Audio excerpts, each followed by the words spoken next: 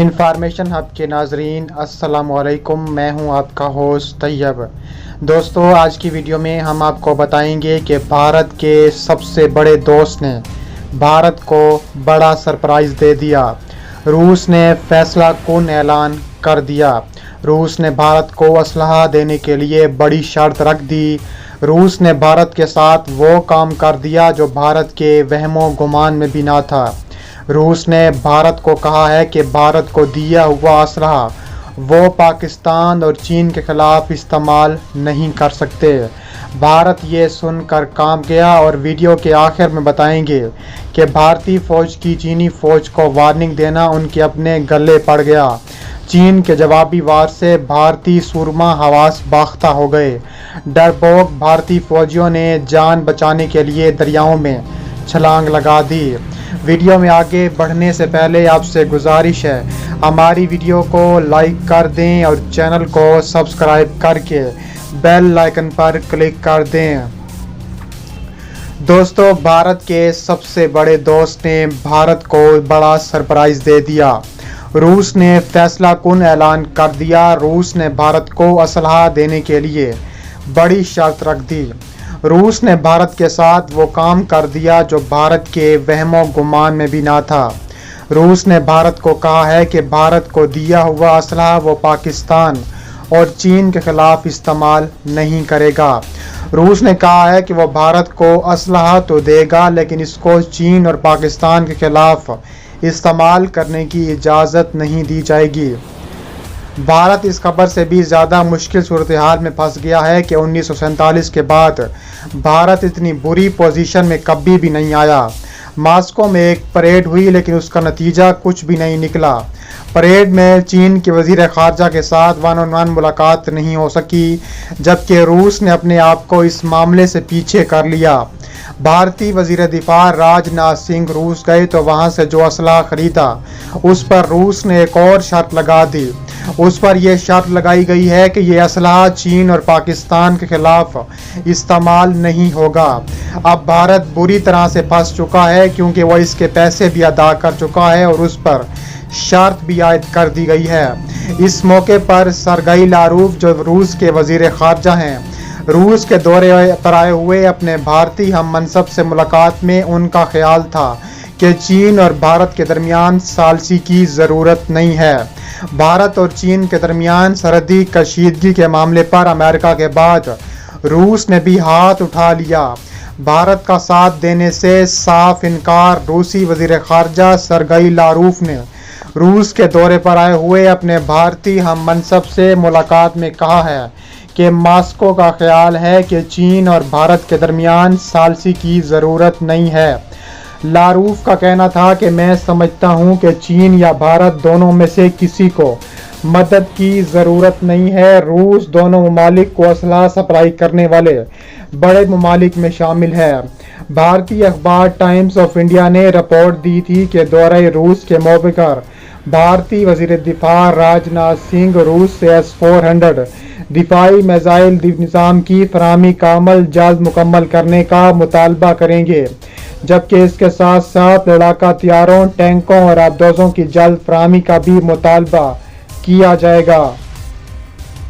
بھارت کو امید تھی کہ اسلحہ فراہمی کے معاہدوں کے باعث روس بیجنگ سے سرحدی کشیدگی میں نئی دہلی کی حمایت کرے گا، تاہم ماسکو حکومت نے واضح طور پر بھارت کی مدد کرنے سے انکار کر دیا۔ دوسری جانب بھارتی فوج کی چینی فوج کو وارننگ دینا ان کے اپنے گلے پڑ گیا۔ چین کے جوابی وار سے بھارتی سورما حواس باختہ ہو گئے۔ ڈرپوک بھارتی فوجیوں نے جان بچانے کے لیے دریا میں چھلانگ لگا دی۔ وادی گلوان میں پیر اور منگل کی درمیانی شب چینی اور بھارتی فورسز کے درمیان شدید جھڑپ ہوئی۔ چینی فوجیوں کا یہ رویہ اس قدر جارحانہ تھا کہ بعض بھارتی فوجیوں نے غیظ و غضب سے بچنے کے لیے دریائے گلوان میں چھلانگ لگا کر اپنی جانیں گنوا دیں۔ قومی اخبار کی رپورٹ کے مطابق بھارتی دفاعی ذرائع نے بتایا ہے کہ حال ہی میں دونوں ممالک نے باہمی اتفاقی رائے سے وادی گلوان کے ایک بڑے حصے کو بفر زون یا نو مینز لینڈ قرار دیا تھا، لیکن چینی فوج نے اس کی خلاف ورزی کرتے ہوئے دریائے گلوان کے جنوبی کنارے پر अपनी एक नई चौकी की तामीर पर काम शुरू किया था।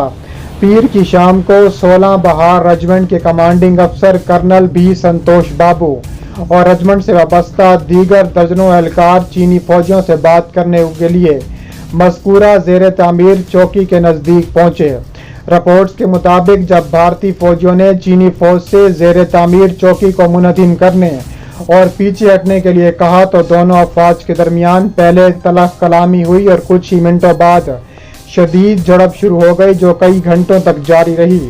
भारतीय दिफाई ज़राए ने बताया है कि चीनी फौज ने बज़ाहिर भारतीय फौजियों पर हमला करने का मंसूबा पहले ही बना रखा था, क्योंकि उन्होंने जवाबी हमले से बचने के लिए तमाम हिफाजती इक़दाम उठाए थे। उन्होंने हेलमेट, शील्ड और घुटनों और कहनियों की कवर भी पहन रखे थे। चीनी फौजियों का रवैया बेहद जारिहाना था। उन्होंने कर्नल संतोष बाबू और उनके साथियों को लोहे की सलाखों और खारदार तालों से लिपटी लपटों से पीट पीट कर शदीद जख्मी कर दिया। वो फौजी जिनके साथ कोई साजो सामान नहीं था वो भागने लगे तो चीनी फौजियों ने उनका ताक़ुब किया और उन्हें भी शदीद मारा पीटा। बाज़ डरपोक भारतीय फौजियों ने अपनी जानें बचाने के लिए दरियाए गलवान में छलांगें लगा दी, लेकिन अपनी जानें गंवा बैठे।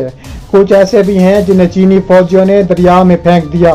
झड़प के बाद बाज़ भारतीय फौजी मनफी दर्जा हरारत, सांस लेने में शदीद दुश्वारी पैदा होने और वक्त पर इलाज ना मिलने की वजह से अपने जाने गंवा बैठे। भारतीय टीवी की एक रिपोर्ट में चीनी हमले में मारे जाने वाले भारतीय फौजियों की तादाद 23 बताई गई है। ताहम मंगल की शाम देर गए भारतीय फौज की तरफ से जारी तादाद 20 बताई गई थी। इसी रिपोर्ट में एक फौजी अफसर के हवाले से कहा गया है कि चीनी फौजियों के हमले में जख्मी होने वाले भारतीय फौजी एहलकारों की तादाद 100 से जायद है, जिनमें से 2 दर्जन के करीब अफराद को शदीद चोटें आई हैं। भारतीय मीडिया का कहना है कि चीनी फौजियों की जानिब से 36 भारतीय फौजियों को कैद भी किया गया है, ताहम बेशतर को रिहा कर दिया गया, जबकि एक मेजर और कप्तान को कैद में रखा गया है, जिनकी रिहाई के लिए मुज़ाकरात जारी हैं।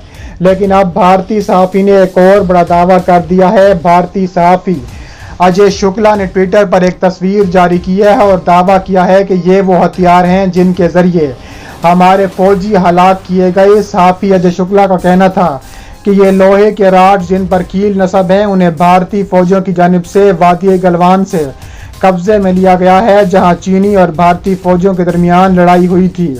चीनी फौजियों हमारे सिपाहियों को इन राड्स के जरिए हलाक किया है। वज़ीर आज़म नरेंद्र मोदी ने चीन से झड़प के बाद फौज को इजाफी इख्तियारात दे दिए। तफसीलात के मुताबिक भारतीय वज़ीर आज़म नरेंद्र मोदी ने अपनी फौज को इजाफी इख्तियारात देते हुए वार ज़रवर पढ़वाने का हुक्म दिया है, जबकि अपनाए मलाका में जंगी बहरी जहाज़ और चीन की सरहद पर 100 लड़ाका हथियारें तैनात करने की इजाज़त दी है। रूसी खबर एजेंसी का कहना है कि ये फैसला लद्दाख के इलाके गलवान में चीन के हाथों भारी जानी नुकसान के बाद गुज़िश्ता रोज़ भारतीय वज़ीर आज़म नरेंद्र मोदी की ज़ेर सदारत एक आला सतही इजलास में हुआ। भारत की तीनों मुसल्लह अफवाज बरी, बहरी और फ़ज़ाइया को मजबूत रवाबित कायम करके अपनी ज़रूरियात को तरजीह देने का कहा गया है और ज़राए के मुताबिक भारतीय अफवाज जंग के लिए तैयार है, लेकिन जंग के लिए उनके पास सिर्फ 20 दिन का स्टॉक मौजूद है।